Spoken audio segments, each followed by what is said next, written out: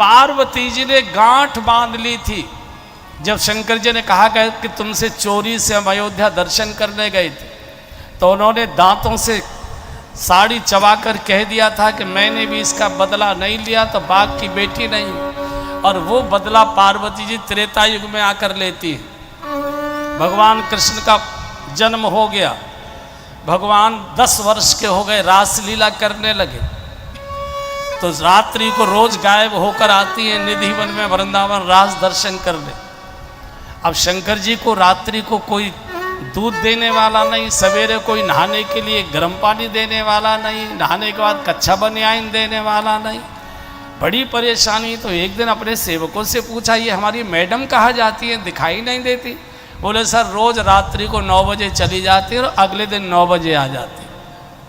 बोले रोकते टोकते क्यों नहीं हो तुम? बोले हम क्यों रोके, घर वाली तुम्हारी है, हमको तो नौकरी पर रहना है।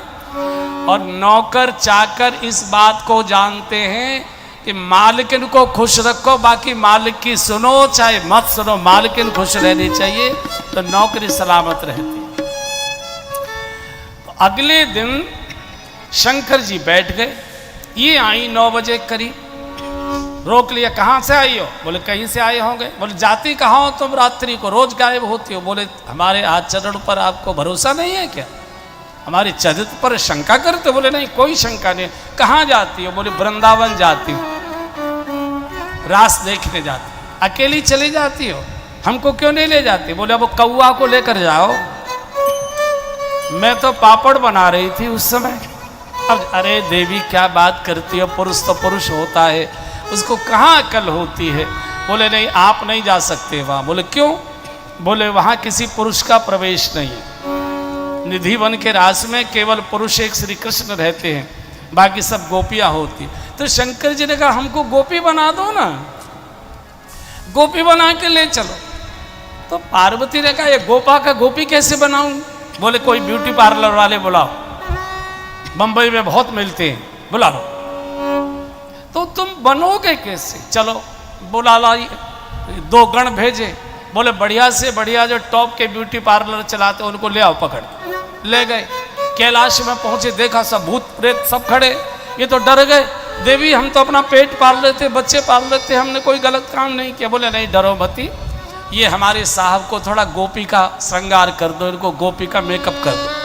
उन्होंने कहा ये गोपा का गोपी कैसे करेगी, हमारी बस की बात नहीं। भाई करना पड़ेगा, बड़ी मुश्किल, इतनी भयानक जटाएं, तो करे क्या? उसमें कंघा चलाए तो वो कंघा टूट जाए, जब कब से वो सुलझी नहीं थी। तो अब कह रहे जटाओं का क्या करें? पार्वती ने कहा ऐसा करो जूड़ा बना दो इनका। तो जूड़े के लिए वो टीला सा हो जाता है ना, तो उसके भीतर कुछ लगाना पड़ता है, टीले में कुछ लगाना पड़ता है ना। ऐसा सेब लगा लो, पहले टमाटर गलती से कोई लगा देता था, और कोई बड़ी बूढ़ी माँ आशीर्वाद देती थी सुहाग बना रहे, बनी खानो हालो ये सब बना रहे, तो टमाटर ही फूट जाता था, कई बार ऐसा होता। तो अब वो पफ कहाँ से लाए, वो टीले से में पफ कहाँ से लाए? एक पत्थर घिसा गया, उसको लगाया गया, चारों ओर से क्लिप विलिप लगा के ठीक ठाक कर दिया। अच्छा ये तो हो गया। पाउडर तो 2 ड्रम पाउडर के मंगाए, पूरे शरीर पर पाउडर पोता गया। सुरमा मंगाया गया बरेली से, आंखों में सुरमा लगाया गया। अब चिलम पीते पीते होठ काले थे शंकर जी के, अब महिलाओं के होठ तो काले होते नहीं है, तो अब कैसे करें? तो लिपस्टिक मंगाई गई, कोई मैच ही न करे, लाल लगाए तो मैच न करे, गुलाबी लगाए तो मैच न करे, पीले लगाए तो फिर चॉकलेट कलर की वो मंगाई गई लिपस्टिक, ये लगाई, अब ये ठीक हो गई। झुंझुनू से लहंगा चुनरी और चोली ये मंगाई गई, बहुत पूरा का पूरा 80 गज का लहंगा चुनरी ये सब मंगाई, रूप बना दिया बढ़िया। अब सांप रेंग रहे थे, पूरे शरीर पर सांप लिपटे थे, तो पार्वती ने कहा ये उतारो, ये नहीं जाएंगे। सांप रोने लगे, माँ हम तो वैसे ही विषैले हैं, हम तो खुले कभी निकल ही नहीं सकते, बिल के बाहर आते ही नहीं हैं, आएंगे तो लोग पत्थरों से मार डालेंगे। अरे आपके साथ हमको भी भगवान का दर्शन हो जाएगा। नहीं, हमको कौन भगवान का दर्शन कराएगा? बोले नहीं, तुम वहाँ बीन बजेगा, संगीत बजेगा, तब फू फू करोगे तो इनको तो भगाया ही जाएगा, मेरा भी रास्ता बंद हो जाएगा। नहीं, तुम नहीं जाओ। सांप बहुत जोर जोर से रोने लगे, माँ माँ करके। शंकर जी ने कहा इनका कोई इंतजाम करो। तो क्या इंतजाम करें ये तो बताओ।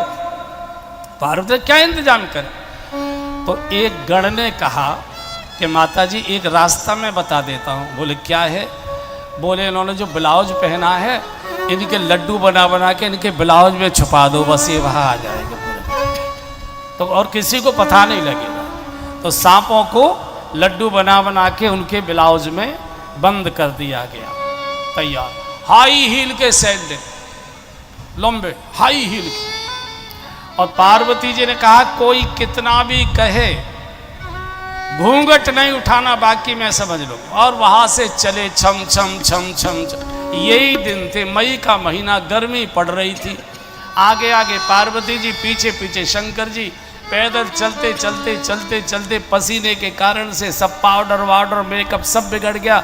बार बार पसीना पहुंचे तो सारा का सारा असली स्वरूप निकल आया।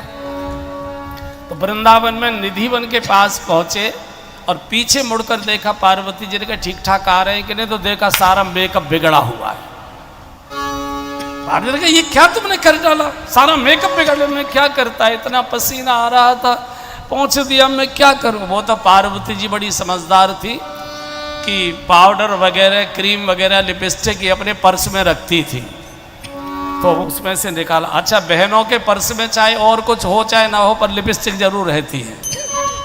कुछ जाने से पहले पहले ही घिसा लेती हैं वो अपना। ठीक ठाक कर दी। जिस स्थान पर शंकर जी का मेकअप ठीक किया गया उसी स्थान पर शंकर जी का एक बड़ा सिद्ध मंदिर है, गोपेश्वर महादेव का आपने दर्शन किया होगा। गोपेश्वर महादेव वो निधिवन के बिल्कुल पास आ गए। निधिवन में प्रवेश हुआ। पार्वती जी ने कह रखा था कि ज्यादा धूम धड़ाका मत करना, दूर चुपचाप खड़े दर्शन करना, कोई नाच कूद नहीं करना, और कोई कितना ही कहे कि घूंघट उठा, तुम घूंघट नहीं उठाना, बस बाकी बातें मैं संभाल लूंगी। गोपियों का आगमन हो गया। विद्याधर गंधर्व वादक सब अपने अपने आसनों पर आकाश मार्ग से आकर जम गए। राधा रानी के साथ सब गोपियां आ गईं। और जैसे ही भगवान कृष्ण का प्रवेश हुआ और वाद्य यंत्र का वादन हुआ, ताता थे ताता थे ताता थे। अब इनको कोई अभ्यास तो था नहीं, शंकर जी को नाचने का, संगीत का था, तो धम धमा धम धम धमा ऐसे करने लगे। ताल सबकी बिगड़ गई, नृत्य रुक गया। तो भगवान ने कहा श्री जी ऐसा लगता है कोई नई सीखतर गोपी आ गई है जिसने ताल बिगाड़ी, देखो तो सही। दूर देखा कोने में खड़े शंकर जैसे सहमे हुए खड़े थे। बोले लगता है वो आई हुई है सूरत से, कोई नई गोपी है, देखो तो सही जाके। तो राधा जी ने कहा कि आप ही जाकर देखो तो ज्यादा अच्छा लगे। और जैसे ही भगवान चले, पार्वती जी दूर से खांसी ऐसे करो, नीचे घूंघट करो। और जैसे ही पार्वती ने डांट कर कहा कि नीचे घूंघट खींचो, और जैसे ही घूंघट खींचा तो चर्र से यहां से चुनरी फट गई। जो यहाँ क्लिप लगी हुई थी चर्र से फट, टीला ऊपर निकले आया, टीला ऊपर निकले आया। अरे बड़ी मुश्किल। शंकर जी ऐसे खड़े, भगवान ऐसे खड़े हो गए। ए गोपी, लगता है पहली बार आई हो। बोले नहीं, सिर हिला दिया। कहां से आई हो? ऐसे कर दिया, दूर से आई। जरा घूंघट उठाओ, सिर हिला दिया, घूंघट नहीं उठाएंगे। बोली नहीं, सिर हिला दिया, नहीं। ए गोपी, घूंघट उठाओ। नहीं, घूंघट नहीं उठाऊं, मना कर दिया। तीसरी बार का गोपी सुनती हो कि नहीं, घूंघट उठाओ। और जब डांट कर तीसरी बार भगवान ने कहा तो पार्वती जी डर गई कि अब जरूर ये घूंघट उठा देंगे और मेरा भी रास्ता बंद। तो जब तीसरी बार भगवान ने डांट कर कहा कि घूंघट उठाओ, तो घूंघट और नीचे को करके शंकर जी का घूंघट नहीं उठाऊंगी। बोले क्यों? बोले मेरी घरवाली ने मना कर रखा है कि घूंघट नहीं उठाना।